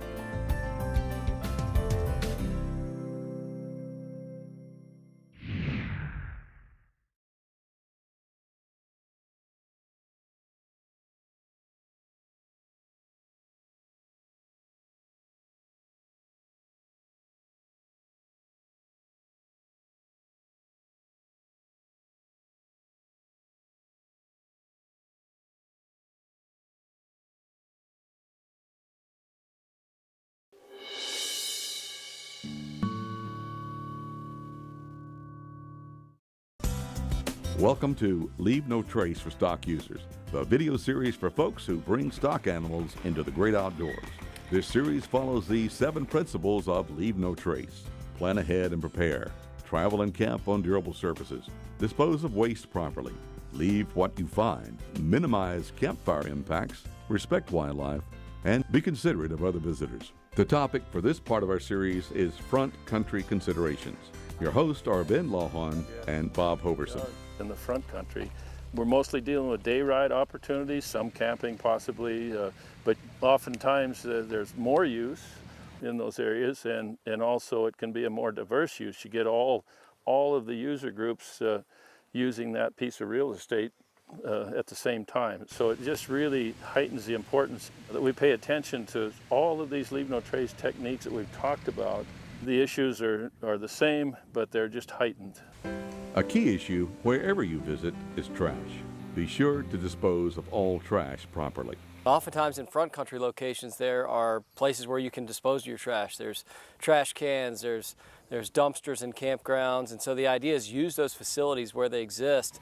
Avoid things like burning trash, and that leads right into campfire impacts. In many locations there are issues of invasive species being transported in firewood. So being mindful of where you gather your firewood, whether you bring it from home if that's allowed, or whether you're allowed to gather it on site, or in some cases you've got to purchase firewood locally. Minimizing campfire impacts is particularly important in front country settings. It's simple to carry some type of a pan, whether it might be a garbage can lid or an old barbecue grill or a homemade pan that we can build a fire in. When we use that kind of a tool, that piece of equipment, to have our fire, we completely eliminate the impact. There's no black spot, there's no garbage collected. It's just a simple fix for a real problem. You should always practice courtesy at the trailhead. That starts with how you park your vehicles and trailers. A lot of trailheads are small, and you get some of these bigger trailers pulled into a trailhead, and one vehicle can take up 5 parking places if they park the wrong direction. So it's just being considerate of other people that are going to be there using the trailhead. Disposing of stock waste is an essential part of leaving no trace. Once again, common courtesy is the rule. Manure is always a problem we just need to deal with, and as stock users, the key to it is deal with it. Pick it up, throw it back in your trailer, put it in a can, do whatever we got to do, or put it in an established depository that some trailheads do have, but don't leave it there, don't leave a mess. Make sure your stock animals are trained and prepared for the conditions they will encounter in the front country. We get pawing stock tied to our trailers, try to correct those problems at home before you ever get there. Do whatever it takes to stop that pawing, but for gosh sakes, if you do have a pawing animal and you've created a hole in the ground, rehab it before you leave the site. Put it, it's real easy to just rehab it and make it look like it did before the pawing ever started. And have a plan for watering your animals without damaging the area around water sources. A lot of trailheads have developed water sources, which are super, but a lot of our more dispersed trailheads don't have any water facilities, and so sometimes there's a creek nearby. We have to take our stock down to the creek to water. We need to be very careful about how we do that so we don't break down stream banks and cause problems that way. Or we always have the option of packing water with us if we're there for a shorter period of time. There are commercially available water tanks that fit right in our horse trailers. To maximize the experience for you and other visitors, always keep noise to a minimum. Just doing what you can to minimize the noise, whether it's engines running, generators at night, loud music, what have you. Just being aware of the fact that people come to these places to escape in some cases and really just to immerse themselves in nature, and that's a big part of it. In heavily used areas, consider that the crowds and congestion may offer opportunities for being considerate of others. That issue of congestion, just being aware of that, being conscientious of other visitors who either need to unload stock, reload stock, mountain bikers wanting to get on the trail and unload their equipment, or backpackers or hikers, just thinking about how all that can work out, talking with other groups, find out when are you planning on taking off, how big's your group, where are you headed, and really working together to create that cooperative sort of spirit at these places. Vandalism in the front country can take many forms. Some of them are subtle, none of them appropriate. There's just no excuse for vandalism. Even the simple little thing of signing your initials in an outhouse or something like that, it's just not appropriate behavior. And then we always get the paper plate tacked to a tree, you know, turn here kind of thing. Yeah, same goes with flagging, the orange tape, any of those things. They're certainly useful in times when those are necessary, but it's a matter of remembering where it is, where you put it. When you're done with it, take it down so that it doesn't stay there. If you bring your dog along, pick up and dispose of waste. And beyond that, manage your pets with other visitors in mind. A lot of front country locations, pets are required to be on leash. And just adhering to that, it's not only for the other people in the area and other animals in the area, other pets, but it's also for wildlife in the area. And you know, having your dog on a leash in places that have rattlesnakes, for example, it keeps your dog safe. So just giving some thought to pets and pet management, knowing that not everybody likes dogs, but those of us that do tend to take our dogs outside, it's a matter of being mindful of not only the waste they generate, but also the other impacts that dogs can create. Stopping the introduction and spread of invasive weed seeds is another crucial concern. Best way to deal with weeds is to clean your animals at home, clean your truck and trailer at home. Don't sweep out your trailer at the trailhead. All of us pretty much groom our animals before we saddle, and if they've been kept in a weedy pasture of any kind, it's very easy for them to have weed seeds in their manes and tails, and if we wait till we get to the trailhead to comb them out, if they're full of weed seeds, those weed seeds hit the ground, and then we've got a problem. Safety for your group and for your neighbors should be a top priority in any activities you do with your stock animals. You got your animals tied up to your trailer in the campsite. Hikers may walk too close, mountain bikers may ride by too close, and it's helping to educate those people about how to stay safe around you and your equipment, and that goes both ways, but really giving some thought to how in these diverse, busy front country areas where we've got vehicle traffic and we've got dogs and we've got stock and other users, just giving some thought to how we can promote a safe environment for everybody that's there. And how we manage our riders that are in our group. I've seen situations where a group shows up at a trailhead, you know, the kids like to go riding, and so they get on their ponies, and then all of a sudden they're galloping around the trailhead and not paying a whole lot of attention to anybody else that's around there, and it's an opportunity for them to get hurt, and it's an opportunity for them to hurt somebody else. Helmets have become an optional thing, whether somebody wants to wear a helmet or not. It's an option that's out there for folks. But just being considerate, stopping and talking to people, making sure that if you meet a hiker on the trail, the key there is to give up the right-of-way whenever you can, regardless of who you are. As a horseman, if you have the ability to get off the trail easier than a hiker that's coming at you, do it. You know, what the heck, get off the trail.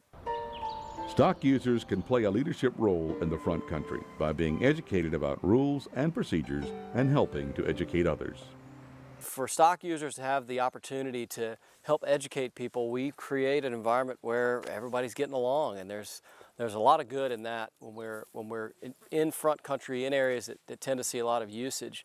And that goes right in line with just knowing the regulations. Know what other users might be in the area, know what the rules and regulations are for everything from campfires to human waste disposal to how you confine your stock, and that's another important issue in front country. You got them tied to a trailer. Oftentimes they aren't real comfortable being tied to a trailer, especially if the flies are bad or anything, so you have to do things, use fly spray on them. Train them to do those things at home. Once again, do this stuff at home. If you're using pickets, hobbles, high lines, or electric fence, no matter what it is, make sure that these animals are trained at home and they understand what that is, and they'll stand much quieter. Finally, let the leave no trace principles guide your actions. You'll find they work in just about any situation. The key for front country is just being aware that these areas tend to attract more people, more usage. The impacts tend to be more concentrated. The techniques that you're learning here, they work just as well in front country as they do in back country. The real key is just making yourself aware of the different techniques that will allow you to minimize your impact in these areas. Thanks for watching and for practicing Leave No Trace. The next segment in our series will be on assembling a minimum impact camp. We'll see you then.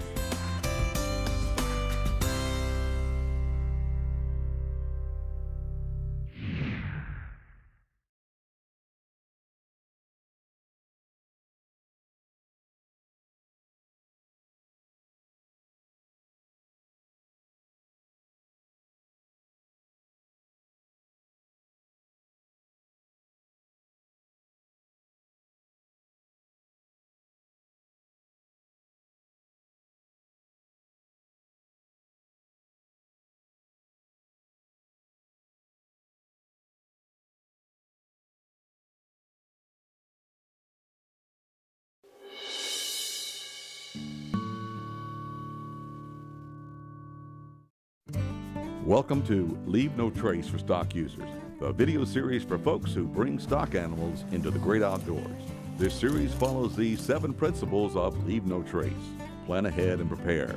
Travel and camp on durable surfaces. Dispose of waste properly. Leave what you find. Minimize campfire impacts. Respect wildlife. And be considerate of other visitors.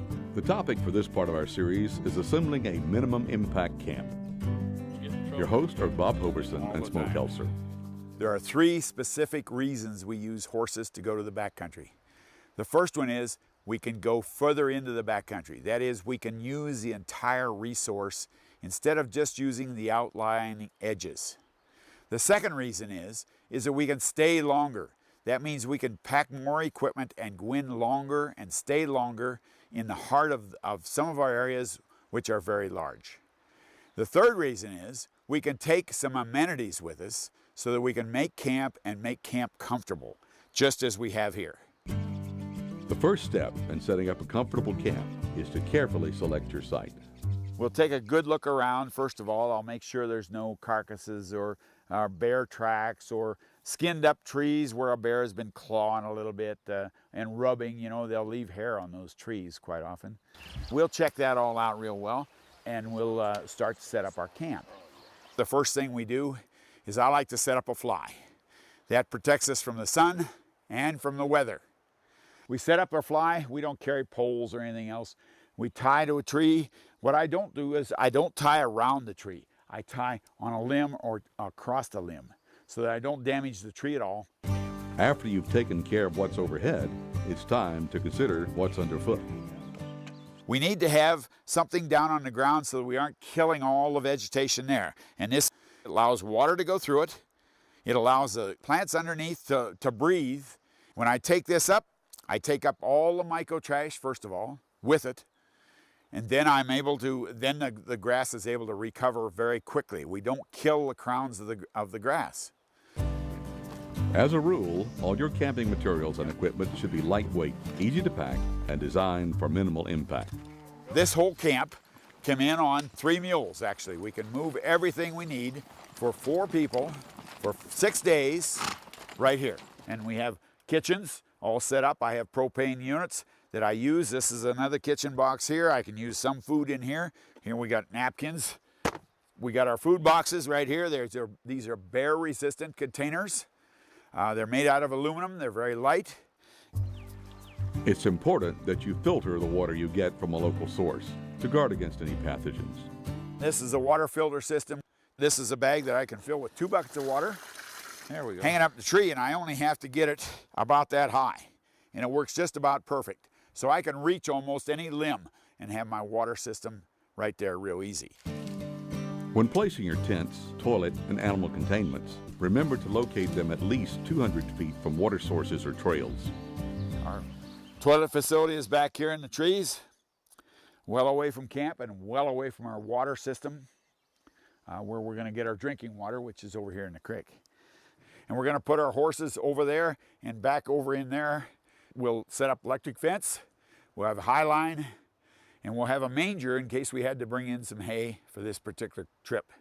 Of course, we have all our hand tools that we bring in with us. You always have to have a saw. We have 2 different kinds of saws. I have a crosscut here. There's another handle that goes on the other end of this saw, and I have a smaller limb saw. In addition to efficiency and low impact, you might also want to consider aesthetics in your campsite. Things about this camp that are kind of unique. The first thing is the tents all match into the background.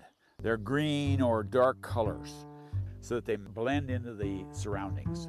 Smoke says it's all about maximizing the outdoor experience by minimizing impacts. And that's why we try to set up a minimum impact camp so that when I leave this camp, the next person that comes in here can come right in and camp with his family and stay in the same place. A campsite for fall or hunting season can be a little different. Here's Bob Hoberson with an example. We start with the tent. I suppose the norm in a fall hunting camp situation is an all-canvas tent. Has been for years. There's absolutely nothing wrong with an all-canvas tent. The thing that we have available to us today are different fabrics that that are much lighter and less bulky, and that's what we have in this particular fabric here in this tent. This whole tent weighs less than 50 pounds, and the beauty of this particular material is that even when it gets wet, it doesn't gain any weight. That's a huge consideration when you're packing out of camp, if you have to pack a wall tent that's twice as heavy as it was when you came in. When selecting your tent, match it to your party size and expected weather conditions. The thing that makes this really work slick and easy is the internal tent frame that you can get, and actually you can get an internal tent frame with any wall tent of any kind. That you can make them yourself, or you can purchase them ready-made. You just get them sized to your tent. The beauty of an internal tent frame is that you don't have to cut down 7 trees to pitch a wall tent. That's a huge thing when it comes to leave no trace. Depending where you're camping, sometimes 7 good poles aren't even available, and it's a lot quicker way to set up a tent than going around and chasing poles and tying things together and getting it all up. And the internal tent frame with a modern fabric is just a great way to go with a tent. A protective ground cloth is also recommended for your tent's interior. We also like to use the filter cloth. This pretty much eliminates any trampling and scuffing that occurs under here. When we pull this up and walk away, you hardly know we've been here. The beauty of this material is it's porous and it sweeps just like a kitchen floor, and you can keep your tent just slick and clean all the time. As we saw in Smoke's example, lightweight tables, chairs, and cots are important for ease of packing in and out. The same principle applies to your wood stove. Anything we bring in, we want to make sure we pack it back out with us. So a stove like this, that all the stuff on here, the water jacket, the extra shelf, the legs, the spark arrestor, they all fit inside of the box. Stovepipe, you can actually get nesting stovepipes that'll all nest together, and you just come out as one chunk of stovepipe, which makes it real easy to pack. Of course, you can use your wood stove for cooking as well as for heat, but Bob has some ideas about that. Everybody has their own style of cooking, and that kind of determines what sort of a kitchen you're going to have. Propane, for me, it's much cleaner, much quicker, much more reliable than always cooking on wood. In the mornings, that stove's not always going, and so it's nice to have propane that you can just pop on and you're rocking and rolling. Here's another point on cooking that deals with disposal of food particles and gray water. I like to use what we call a slop bucket. I just use a 5-gallon bucket. You know, your gray water, when you're cooking or when you're cleaning your dishes or anything, you can just pour that into the slop bucket and take just a regular kitchen strainer that they usually have 2 little hooks over the front of them, and they have a handle, so you can just set that right on here and you can pour the water right down through the strainer, and it takes all the food particles and everything out of your gray water, and then your gray water goes outside and you scatter the gray water, the food particles and everything goes in your garbage. So it's just a slick way to keep from throwing food particles and anything out in the brush that might attract bears or other animals. In the fall, as in other seasons, bear-resistant food containers are essential and sometimes required, and you should always pack appropriate tools. It's pretty hard to be in a camping situation where you don't have an axe and a saw and a shovel to, for one, clear your trails on the way in, or cut obstacles, logs and whatnot out of your way, and rather than making new trails around them. So it's a good idea to always have a good axe and a shovel and a saw of some type with you. To sum it up, if you keep it simple and bring the right equipment, you're more likely to leave no trace. Just a simple camp like this with what I guess you'd say state-of-the-art equipment makes it very, very comfortable, very, very easy and lightweight, and just good for the land all the way around. Thanks for watching and for practicing Leave No Trace. The next and final segment will be on equipment and techniques for stock containment and grazing. We'll see you then.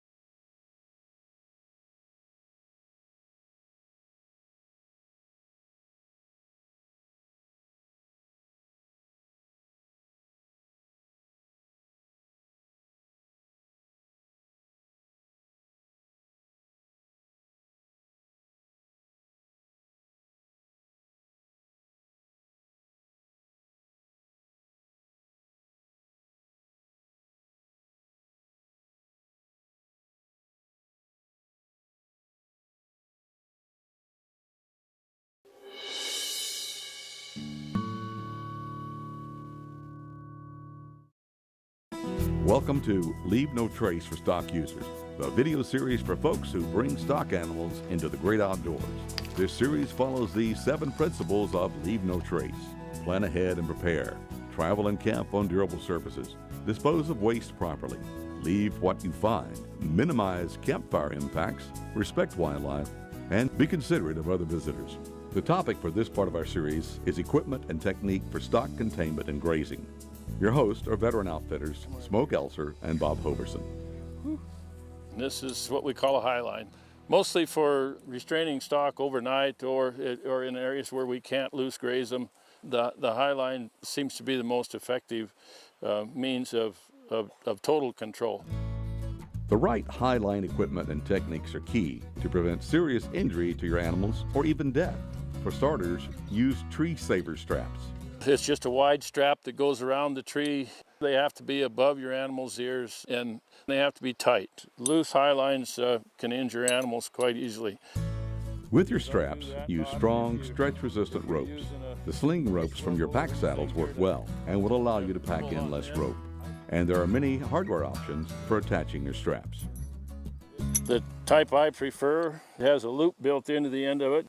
This gives you a tightening ability. You can actually tighten your high line by pulling on the end of the tree saver strap. Placement of your animals on the high line is your next critical concern. Spreading them apart is really important. You don't want 2 animals standing together where they can cross around and get tied up, or if you got animals that kind of have a tendency to pick at each other, you want to be able to separate them. And a simple old cinch ring will do that. You take off an old cinch and you can just put that in the line, just thread the rope through it and bring it around the whole thing, and you got something to tie into. It gives you a stationary point on your line. A prusik knot is a pretty decent way to tie animals to a high line. And it'll sag down there to tighten down to where it will not move back and forth on the line, but yet it's one that you can loosen up and you can very easily move it up and down the line to wherever you want it. Another alternative is a fastener with a swivel rather than a stationary connector. If your horse moves in a circular motion, the swivel can help prevent ropes from unraveling or ropes becoming tightened to the high line, which could choke your animal. Always select quality hardware that can hold up to the weight and strength of a large animal. Once we have the high line up, the tighter you get this, the better off it is. So we just like to pull these things tight, and then to tie it off, you can simply do a half hitch or a loop and then half hitch 3 times over these just to keep them from slipping. Never leave excess high line rope dangling. Secure the rope to prevent entanglements with your animals. The next step is attaching your animal to the high line. When you have a swivel or any one of those other type of devices, you'd simply thread through there, and I normally tie with just a normal stable knot like that with a half hitch on it from your horse. Other types of knots can also be effective. Smoke has a tip on determining the correct length of rope for tying your animal. I always get him at his normal head height. And I want this distance from here to that rope the same length as I tie to. So quite often, if you just lead him up and at his normal head height, if you drop the rope, pick it up right here at the ground, now you're ready to tie. And that distance will be the same so that he can reach the ground. It's important to train your animals at home so they're used to the high line and other restraints when they get to the hills. A high line can be highly effective in controlling your animals, but it should not be your only method. You'll find that your impacts are much less if you have this combination of uses where you can leave them on the high line for overnight or whatever it is, and then at some point you can take them over into an electric fence, for instance, and let them loosen up a little bit, bring them back and tie them on the high line, and they'll stand much calmer and quite comfortably. When you leave your camp, be sure to rehab the area under your high line by scattering any stock manure and spreading pine needles and such. By using a high line correctly, you prevented damage that can happen when animals are tied directly to trees or too close to trees. But there may be times on the trail when you need to tie animals to trees for short periods. For that purpose, use the cross-tie technique. We're still trying to keep our animals off the roots of the trees and keep them from chewing on the trees, so you just need a small rope that you carry along with you. Use your halter rope on one side and Take this little smaller rope, and you can either have a snap, or you can simply use it around your animal. They're effectively cross-tied. Another option for stock containment is an electric fence, either solar or battery powered. First, select an area at least 200 feet from water or trails and a good distance from your tents. And pick an area with grasses your animals will eat. This will help you reduce the amount of feed you pack in. Now, in order to set up an electric fence like this, the first thing you have to have is the right kind of poles. And you have to have the right height. And you know, sometimes you might have to raise it up higher or lower it, and these pegs or poles are built just exactly for that purpose. And you'll notice we've already got our ground rod driven in. We try to keep all the grass away from it. Just pull the tops of the grasses off that are touching the fence, because that way it doesn't ground this fence off in some unusual place and make it unusable. We set it up so that it's in a 4-leaf clover system, so that I can leave the charging unit and the ground peg in one place. So I can put it here, and all I have to do is take this side of the fence down, move it over that way, and I got another clover. And then I can take that side down and move it over, and I have another clover. So that's the way I like to set mine up. A simpler alternative to an electric fence is to use construction site fence material. It's lightweight, yet durable, and easy to wrap around trees to create an enclosure. I just stretch that around 3 or 4 trees, and I can make my own corral, and I can have it about that high off the ground. So it's just perfect. If you pack feed, always use certified weed seed-free hay or pellets. It prevents the spread of noxious weeds and invasive species, and it's mandatory in some areas. Here are some techniques for transporting feed. Here's about a 55-pound bale of hay that's been compressed down to a small block that I can easily pack. And we like to feed it in a manger like this. It lets dust flow through the manger. Look at the dust come out of there that my horse doesn't get. I like that. And when he tramples that hay into the ground, when you feed it on the ground, they trample it in, and that makes a campsite very hard to rehabilitate. You notice we put a stick on each end too. That spreads the manger. If you don't have a stick in there, it'll compress and they have a hard time getting into it. Maybe you want to take in some pellets. We've gone to a little nose bag that looks like this. I can slip them over his ears, and he's got his pellets right there with him. And these fold up so that they're like this. Once again, loose grazing animals, when possible, would have the lightest impact on the land. But to find them, when they've finished feeding, you may need bells. Now there's a couple of little tricks. You see, I got a little hole cut in there so that this strap is all I have to do is push it in there, and it doesn't make noise going down the trail, you see?